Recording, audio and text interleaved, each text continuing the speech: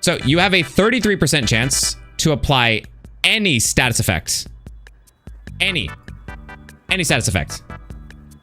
Right? Doesn't matter which one. And just because my chicken scratch is hard to read. You have a 33% chance to apply any status effect in the game when you hit an enemy. You're not guaranteed to apply the status effect. You are never guaranteed. There is no way you can make it guaranteed. It does not matter if you have a 100% crit chance or anything else. This number cannot be changed as far as we're aware. This is your innate chance to apply any status effect, whether it's Blast Blight, whether it's Paralyze, whether it's Poison, whether it's Sleep. Anything, doesn't matter. It is a 33% chance to apply it upon hitting an enemy with that status equipped. So as you can see, my status that I have is Blast Blight. I have a 33% chance. This is not represented anywhere in the game. This is just how it works as far as we can tell.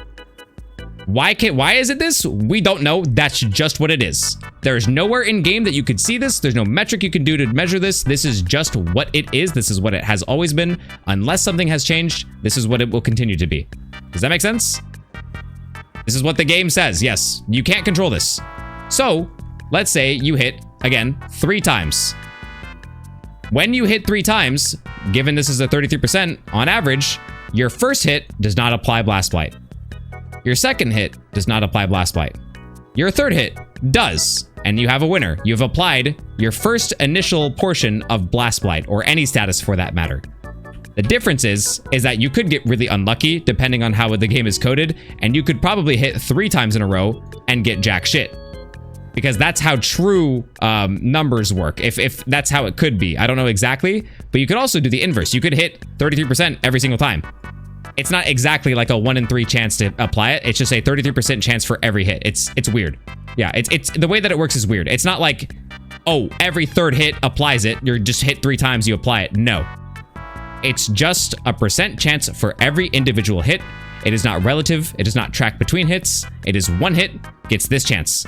If it doesn't, the next hit gets this full chance. It does not build up. It does not stack. You're not guaranteed. You are just at the mercy of these odds. Yes, it's like a dice roll. Exactly. Now, what happens when you actually hit the 33%? When you hit the 33%, now the game checks for your weapon status. In the game, my weapon status is 290 blast. So it's going, okay, we're gonna apply. You hit once, it didn't do anything.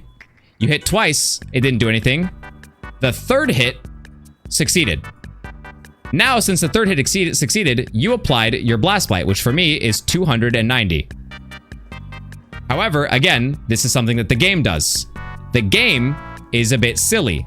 There's nowhere you can do to tell this. This is just how the game works. Again, you're not actually applying 290. The amount that you're applying is actually just 29. Because the game, for whatever reason, decides to take this number that's on your weapon, whatever's on your weapon for this status, and divide it by 10. Always. It always does that. No matter whether it's poison, paralysis, sleep, blast, it divides it by 10. And this works the same for ice, dragon, fire, water, lightning, whatever you have you. So after the 33% chance hits, you applied 1 instance of your 290 Blast Blight buildup, which ends up being a whopping 29 buildup. Yay! But, oh wait, now we have to factor the boss's resistances to your Blast Blight, or to your status. For example, Arkveld is what we're gonna do. We're gonna test it on Arkveld. Right here, this is Arkveld's status resistances. So Arkveld, if you go down, this is not something you could find in the game, this is all data mined. He has a Blast Blight resistance that starts at 70. Every time you trigger it, it adds plus 30 resistance, up to a cap of 670. When you proc it, it does 100 damage. So you applied 29 successfully, right? When you got 3 hits off, one of them applied your 290, it got reduced by 10, and now is 29 Blast Blight buildup. Now you have to fill up like a cup of water. Think of it like a cup of water, right? That's the blast meter. That's the defense, the resistance meter that an enemy like Arkveld has to your Blast Blight. So it starts off for Arkveld needing you to build up a certain number. For example, this is the full value, so I'll leave that here on the side. That's the full value. What it starts at, how much it adds every time you proc it, and what it caps at. That's what these numbers mean. So, your first proc of Blast Blight is going to require 70 points of Blast Blight buildup to trigger. It's not going to take the points from this, it's going to take the points after it divides it by 10. So if you hit 1 time, 2 time, 3 times, again, 33%, just this is just like guessing work at this point. It's not exact. That would be 29 buildup, and it would fill up the bar, fill up your glass of water 29% of the way. You need to fill it up all the way to this number for it to go boom. So if you do it again, 1, 2, 3, fills it up again, right? Whatever, like this much. And then 1, 2, 3, fills it up all the way, and boom. Now, how much damage does that do? Well, for Blast Blight, it's a fixed number. It's always about 150. That's how much it does. It does not get reduced by defenses or stat resistances or element resistances. It is always a fixed 150 true damage. That is how much Blast Blight will do. So when you fill this up to 70, by hitting it with this Blast Blight, it's going to go boom for 150. However, once it goes boom, this number is going to change. 70 is now gone. Again, it's plus 30. So now it takes 100 points to go boom. And then after that, it'll take 130 points to go boom. Then after that, 160 points to go boom. And each time it gets harder and harder and harder for you to build up your statuses against a monster, which for Arkveld specifically ends up capping out at 670. So if you're doing 29 damage or 29 blast buildup per hit, this is not damage, it's just the buildup. 670 divided by 29 per hit when successful means that it would take 23 hits to fill this all up at max value. It would take you 23 successful Blast Blight hits to go boom at the very max value. But again, here's the problem with statuses. It would take 23 hits if it was 100% guaranteed that you would always apply the status. As we discussed in the beginning, it's not. It is a 33%. So it's actually going to take far more than 23 hits because of this random 33% chance to even apply the status. And that is how statuses work. Things like poison, sleep, paralysis, they all function relatively the same, but they don't deal damage. Poison deals damage over time. Paralysis doesn't deal damage. Other things don't deal damage, like sleep doesn't deal damage, but sleep gives you a wake up multiplier, and paralysis makes it like stunned, so you can hit it more than once, whereas the wake up multiplier for sleep is only a one-time thing. You get the idea. Does that make sense? Hopefully that was a very easy and simple explanation for how statuses work in Monster Hunter.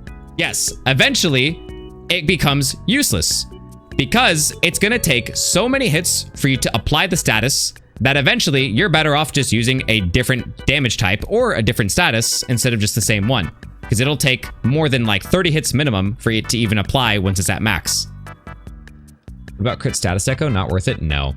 Here's why crit status is never, ever, ever worth it. It is never worth it because, let's say, crit status is like what? What is the number for crit status? Crit status is, I think it's like a 15% increase at level 3. But only when you crit. The problem is that statuses are not always applied.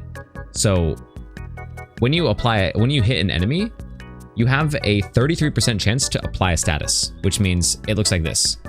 33% multiplied by the whatever crit that you have, right? So let's say you only had 60 crit. That is how the math works, because you would have to hit an enemy.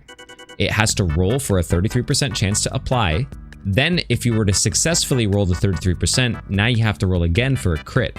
And that crit sometimes can happen. Like, think of it like this. You hit one time, it crits, but it doesn't apply the status. Okay. Second time, it doesn't crit and it doesn't apply the status. Okay. Third time, it applies the status, but it doesn't crit. You've hit 3 times in a row and critical status had done nothing for all 3 of those hits. That's why critical status is not efficient, because it has a percentage to apply a status, which is stupid. I don't know why Monster Hunter does that. I think it's unnecessarily complicated. But whenever you have a status like paralysis or blast or sleep or poison, and only those specifically that I just mentioned, they have a 33% chance to apply on every hit. Critical status is only applying 33% of the time. And when it applies, it is only applying a 15% increase, which is so marginally, disgustingly small. However, it is good if you have it on a weapon for free, because you're not speccing for it. So when it's on a weapon like the Lalabarinas, where it has critical status, that's actually really good, because you are not investing and you are not wasting a deco slot for it. It is a free innate passive, which at that point becomes very good. because you're getting it for free and you're not wasting a deco slot. When I say something isn't worth it, it just means that you have very limited slots and you cannot use them on certain things because they're not worth it. And critical status is one of them. It was all said, thank you. I hope it was. And cut out now, good. It's just it's a weird thing. Poison gets more valuable as the fight extends. I don't disagree with that, but I'd rather just use more damage for a melee hit. Does that make sense?